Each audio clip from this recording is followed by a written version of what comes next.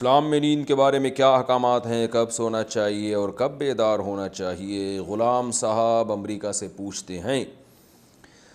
دیکھیں، قرآن مجید میں اللہ تعالیٰ نے جو سونے کے بارے میں احکام بیان کیے ہیں، اس میں پہلی بات تو پتہ چلتا ہے کہ سونے کا اصل ٹائم رات ہے، دن نہیں ہے۔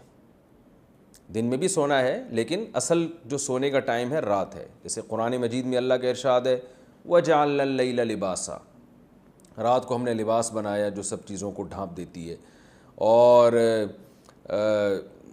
جو ہے وہ ڈھانپنے کا مطلب یہی ہے ہر چیز کو چھپا دیتی ہے، تو انسان بھی رات کو آرام میں آ جاتا ہے اور وہ لیٹ جاتا ہے۔ تو اصل سونے کی جو ہے نا جو وقت ہے وہ رات ہے، اور دن میں بھی سونا ہے تھوڑی دیر، جس کو قیلولہ کہا جاتا ہے، اس کا بھی قرآن مجید میں ذکر ہے، اور آپ صلی اللہ علیہ وسلم نے بھی اس کی تاکید فرمائی، قیلوا فإن الشیطان لا یقیل، قیلولہ کیا کرو اس لیے کہ شیطان قیلولہ نہیں کرتا۔ اور قیلولہ کسے کہتے ہیں؟ دوپہر کھانے کے بعد تھوڑی دیر آرام کرنا، یعنی کہ لمبی تان کے لمبی سو گئے، ایسا نہیں ہے، تھوڑی دیر، شارٹ نیپ جسے کہا جاتا ہے انگلش میں۔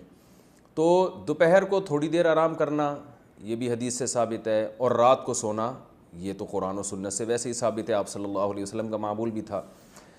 البتہ لمبی تان کے جو سونا ہے یہ قرآن و سنت کے خلاف ہے، جیسے کہ آج کل ہم سوتے ہیں، سو رہے ہیں تو پولیس آتی ہے اٹھانے کے لیے۔ اس کی دلیل بھی قرآن مجید میں کانوا قلیلا من اللیل ما یہجعون، فرمائی راتوں کو بہت تھوڑا سویا کرتے تھے۔ دن میں تو ویسے ہی تھوڑا سونا ہے، تو رات کو بھی اتنا نہیں جتنا پبلک سو رہی ہے، اس کی نسبت تھوڑا۔ تو صحابہ کرام کی اگر ہم نیند دیکھتے ہیں، صحابہ تابعین کی، تو وہ نیند بہت تھوڑی ہوتی تھی۔ یہ جو آج کل مشہور ہو گیا نا 8 گھنٹے سونا صحت کے لیے ضروری ہے، یہ بالکل غلط ہے۔ اس کا کوئی معیار متعین نہیں ہے کہ کتنی دیر سونا صحت کے لیے ضروری ہے۔ شریعت نے ہمیں، پہلے میں شریعت کے حکام اس بارے میں بتا دوں، پھر اس پہ انشاءاللہ جدید تحقیق کو بھی میں پیش کروں گا آپ کے سامنے۔ تو پہلی بات کیا ہوئی؟ دن میں بھی تھوڑی دیر آرام کرنا ہے ہم نے، اور سونا جو زیادہ یعنی جو پراپر سونا ہوگا وہ رات میں ہوگا، وہ دن میں نہیں ہوگا۔ ایک بات یہ پتہ چلی۔ دوسری بات ہمیں یہ پتہ چلی کہ قرآن کہتا ہے تھوڑا سوتے ہیں، جتنا پبلک سو رہی ہے نا یہ بہت زیادہ سو رہی ہے، اتنا زیادہ نہیں سونا۔ یہ دوسری ہمیں ہدایت قرآن سے پتہ چلی، قرآن و سنت سے۔ تیسری ہدایت ہمیں یہ پتہ چلی ہے کہ جلدی سونا ہے رات کو۔